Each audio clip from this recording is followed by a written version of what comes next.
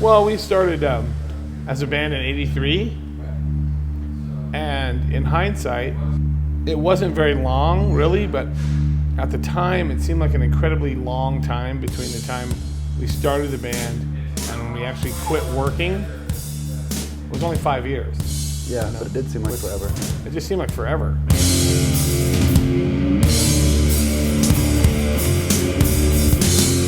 Yeah, we did a lot.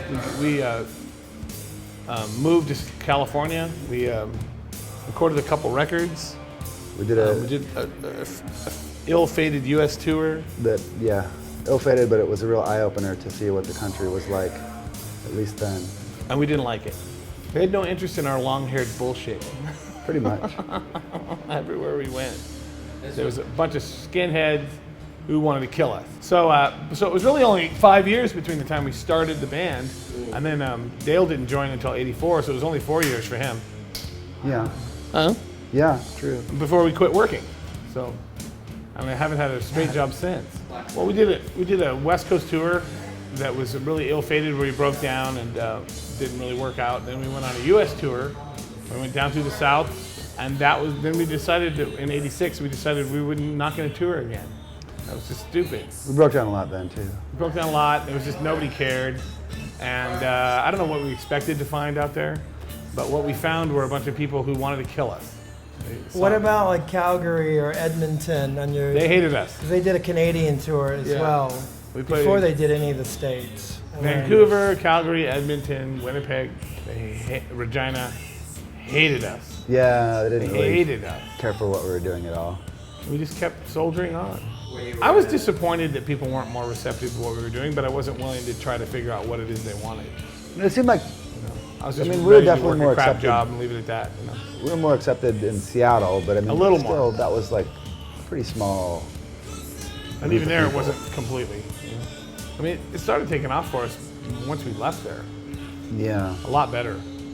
Around '87, started playing shows in San Francisco and got somebody interested in making a record, doing records, and it went pretty quickly. Once we got there, once we got out of Seattle, it was like two albums. Never really looked back. Kept making records and touring every year. There was a period where we were on Atlantic Records and made 3 records for them. And then we met Steve. More than 30 years later. Flash forward. Boom. You've been playing in bands since the '70s. That's true. He has. He has since he was 11 years old. How old are you when Red Cross put out their first record? Very young. How old? I might not have had pubic hair. You might not have. Yeah, let's put it that way. It's 11? I don't know. 12? 12-ish. When Red Cross put out their first album? 12. Well, EP, first recordings, yeah. And similar story, toured, people were hated you, unfriendly, and similar time frame. Didn't you say that you guys played in Tucson and they wanted to kill you in Tucson? Tucson, maybe, yeah. I think you told me that. Well, we spent a lot of time avoiding like hardcore dudes in LA that wanted to kill us. So we'd often play shows with big punk bands, and just what we were peddling was offensive to them. Well, we were a big influence on Kurt, and look what happened to him. Dead. Yeah. So. That didn't work out, in other words? It didn't work out. Yeah. Didn't work out so well. But you don't think is that part of your influence? Let's put it this way. Let's say he'd never met us. Would he still be alive? Probably. So. You really think that? Well, do you think he would have offed himself in the same way had he not met us? Maybe. No. He'd have offed himself in a different way. I don't know. 90s were great. Yeah. We were doing fine before all that stuff happened.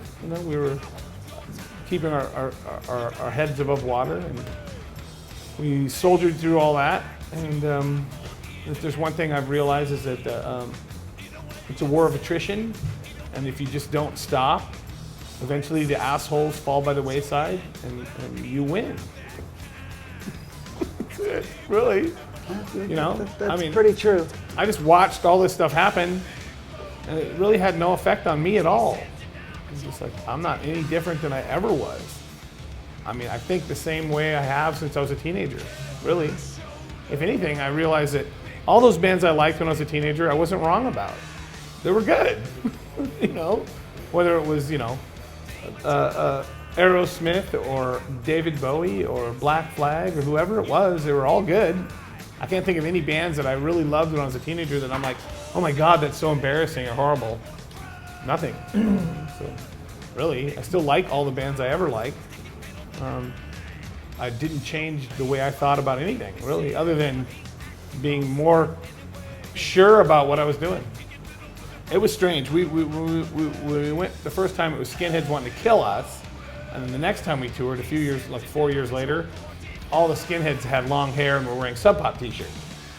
So, you know, then we were like, oh yeah. And they're like, oh yeah, we saw you on that tour. We go, which guy were you? Which guy that wanted to kill us were you? You know? So it was strange.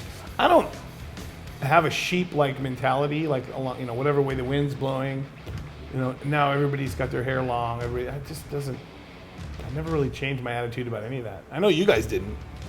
But when he was talking about, I was also thinking about, for me it was more like in school. It was like, by the time I got to like 10th grade, there were all these dudes who literally beat me up in 8th grade, who acted like, hey man, we're friends. Hey, remember? You know, because the punk had taken off by that point. I already made its way to the rest of the suburbs. They'd figured out that you were a hot shot. Yeah, or something. They don't want to talk about the best, like those awesome times that in reality we never had. The good old days? Yeah, the good old days. But, you know, it's cool. I'm not bitter. The most important thing about it is the music. It is the music. Right. And the fact that people are hearing it and they can hear it easier now. Yeah, I mean, For every bad thing, there's a good thing. Yeah. You know, and you can't put the trade-offs. genie back in the bottle. It's out. So what do? You either adapt or you die like the dinosaur. I mean, these guys have already been living the life of old jazz musicians all this time anyways, Yeah. you know? Serenadic. So it doesn't really change their life, you know, because the main difference is it just means that you can't sit back and expect you're going to collect royalties off catalog that doesn't sell anyways. But you never could.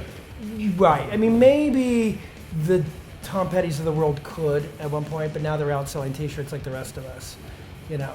But, you know, that's just the Sometimes difference. not even that. Yeah, or whatever, you know. But I mean, but the thing is, you know, this band are a really great live band, believe it or not, with or without me. And We're good with you as well. Believe it or that not. was supposed to be funny. And so it's a perfect fit for this group. It doesn't really touch them, you know. Regardless of what's going on with the future recorded music, they're going to make their records. Either way, they've found creative ways to market them in recent years, and your thinking is different than most musicians, or at least maybe not now, hopefully. But see, they've always been like a working band. They sustain themselves. Like once they quit their jobs at Round Table Pizza, Yeah. then they have sustained themselves from their music, which I think most bands, especially of that era in the '90s, the post grunge. Feeding Frenzy, you know, basically everyone had this philosophy of, you know, you would invest in your band, you invest and you try to like, you wait for hopefully your number comes up, you know, and so no bands ever really thought of it like, oh, I'm gonna earn a living from this. It's more like I'm gonna mini bands, and so I think. And then their whole thing has just been like, they've never really bought into that. They were never gamblers. They just have always been concerned with sustaining themselves from their music. And so that's kind of guided them into this like very solid place. It's like my wife said, she goes, it's working, why would you stop? Yeah, right, why would I stop? Unless I don't care about it anymore or no one cares about it. If I want to do something different or just don't care about doing this anymore, we did an interview earlier today where I was like, you know, read this thing with Bob Gibson, his pitcher for the Cardinals.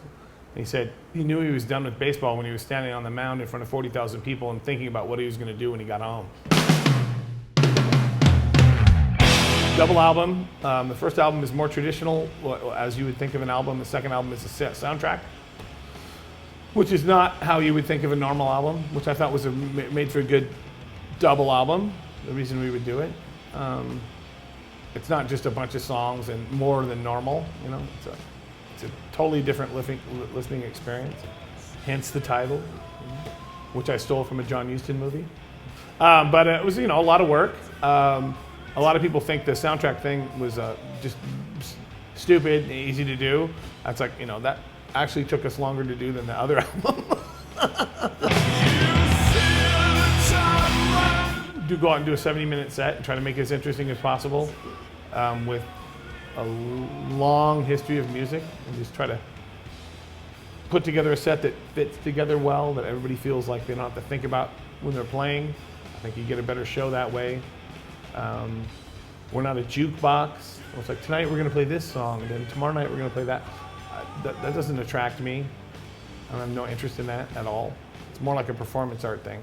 Tomorrow, I'll do it tomorrow. So please quit nagging me.